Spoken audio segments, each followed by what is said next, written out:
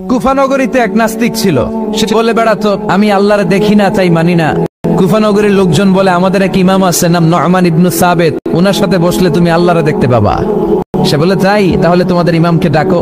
সাইয়েদনা ইমাম আবু হানিফা টাইম দিলেন, এই জুমার দিন, আজকে জুমার দিন না, এই জুমার নামাজের পরে ঠিক ভর দুপুরে 2টায় সবাই আমরা একত্রিত হব। নাস্তিকও আসবে, সাইয়েদনা ইমাম আবু হানিফাও আসবে।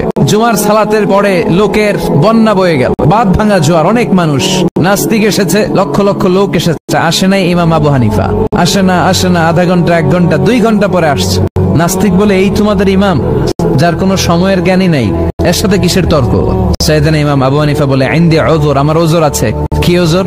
সাইয়েদনা ইমাম আবু হানিফা বলেন, আমি ঘর থেকে বের হয়ে আসার পথে একটা নদী পার হয়ে আসতে হয়। আজকে এসে দেখি নদীর মধ্যে কোনো মানুষ টানুষ নাই, নৌকা নাই, মাঝি নাই, কিচ্ছু নাই। তো হঠাৎ দেখলাম পাশে বিশাল বড় একটা গাছ। এই গাছটা এমনি এমনি 2 ভাগ হয়ে গেল। হঠাৎ গাছ থেকে এমনি এমনি লম্বা তক্তা হয়ে গেল। এমনি এমনি তক্তাগুলো জোড়া লেগে নৌকা হয়ে গেল।